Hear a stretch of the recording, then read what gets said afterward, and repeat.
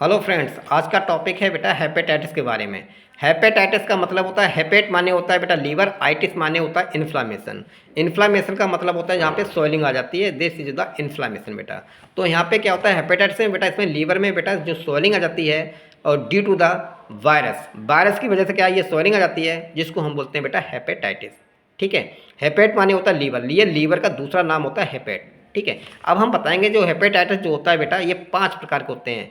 Hepatitis A virus, B virus, C virus, D virus, E virus and G virus बेटा। ये जो hepatitis जो होता है बेटा, ये आपका हेट्रोजिनस वायरस होते हैं। क्या होते हैं बेटा?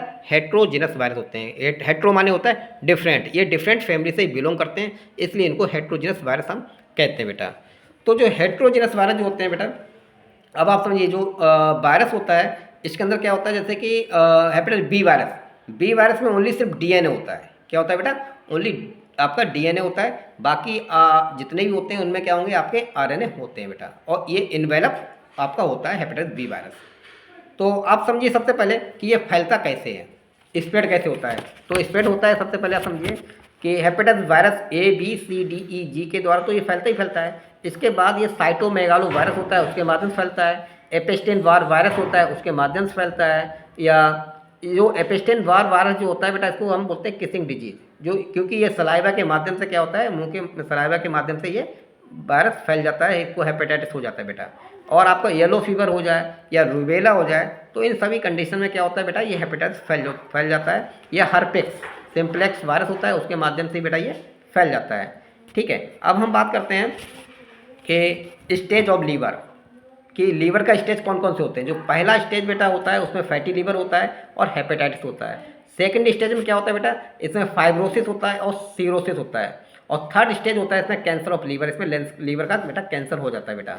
ठीक है, अब ये फैलता कैसे है, स्प्रेड ऑफ हेपेटाइटिस आप समझिए। सबसे पहले फैलता ये कि इन्फेक्टेड निडल से फैल जाता है, माँ से बच्चों में फैल जाता है बेटा।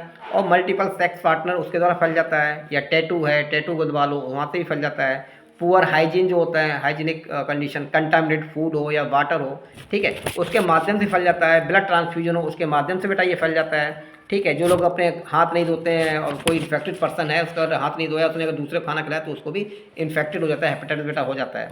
ठीक है, अब आप समझिए शुरुआती लक्षण क्या होता है। शुरुआत में स्टार्टिंग में से क्या होता है बेटा, किले कलर ऑफ स्टूल, जो स्टूल का या फीसेस कलर कैसा होता है, किले हो जाता है। किले बोले तो मिट्टी का कलर हो जाता है बेटा।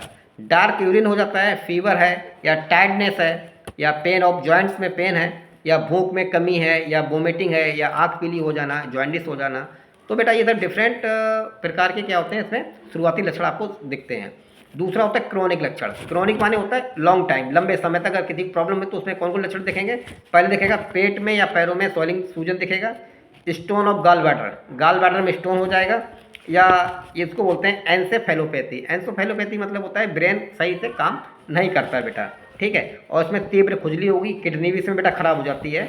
ठीक है, अब हम बात करेंगे किसकी, आपके कि ये किस से नहीं फैलता है, ये किस चीज़ से नहीं फैलता है। एक तो आपका टीयर हुआ, टीयर से नहीं फैलेगा। स्वेट्स हुआ, उससे नहीं फैलता है बेटा। और आपका स्पुटम है, यूरिन है, या नेजल सीक्रेशन है, ये इन सब चीज़ों से बेटा ये नहीं फैलता आपका हेपेटाइटिस। ठीक है, तो हेपेटाइटिस ए जो होता है वो मोस्टली बेटा बच्चों में होता है। जो हेपेटाइटिस ए वायरस होता है वो मोस्टली क्या होता है, ये बच्चों में ये फैलता है बेटा। ये हेपेटाइटिस ए वायरस के द्वारा फैलता है। ये हेपेटाइटिस ए जो होता है ये आरएनए वायरस होता है। कैसे होता है, आरएनए वायरस। और नॉन इन्वेलप वायरस होता है, इसके अंदर इन्वेलप नहीं होता है बेटा। ठीक है, ये जो वायरस होता है वो कहाँ प्राप्त होता है, ये स्टूल या फेसेस में ये पाया जाता है बेटा। ठीक है, और जो फेसेस कंटामिनेट होता है तो उसके माध्यम से फैल जाता है। ये 2 to 6 मंथ तक ये रहता है, 2 से 6 मंथ तक ये रहता है, फिर ऑटोमेटिक ये होता है, ये फिनिश हो जाता है बेटा। ठीक है, अब हम बात करते हैं हेपेटाइटिस बी वायरस की। हेपेटाइटिस बी वायरस जो होता है वो डीएनए रखता है, ओनली क्या रखता है, डीएनए रखता है। और ये इन्वेलप वायरस होता है। ठीक है, और इन्वेलप जो होता है वो लाइपोप्रोटीन से मिलकर बना होता है बेटा। ठीक है, ये क्रोनिक लीवर डिजीज में रिकवर कम से कम 6 महीने लगता है रिकवर होने में, क्रोनिक लीवर डिजीज में। ठीक बेटा, और सबसे पहले समझिए ये जो वायरस होता है, किसी अगर हाथ में लग जाए, कोई इन्फेक्टेड पर्सन का ब्लड अगर हाथ में लग जाए तो लगभग 7 डेज तक ये हेपेटाइटिस वायरस ये जिंदा रहता है, 7 डेज तक। ठीक है, अब आप करेंगे स्क्रीनिंग टेस्ट। स्क्रीनिंग टेस्ट में क्या है बेटा, आप सबसे पहले टेस्ट करते हैं एलएफटी। एलएफटी का फुल फॉर्म होती है लीवर फंक्शन टेस्ट।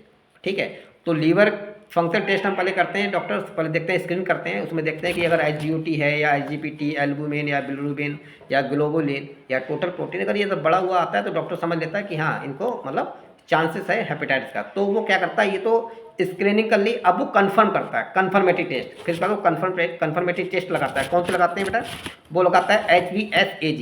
HVSAG क्या होता है, हेपेटाइटिस सरफेस एंटीजन होता है बेटा, वो उसको लगाते हैं। उसके बाद देखते हैं एंटी HVC-IgM।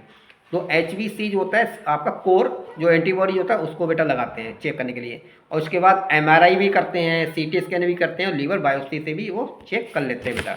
ठीक है, इससे क्या होता है वो हम पता कर लेते हैं कि लीवर में कोई प्रॉब्लम है या हेपेटाइटिस है या नहीं है। ठीक है, आज के लिए इतना बहुत। जय हिंद, जय भारत।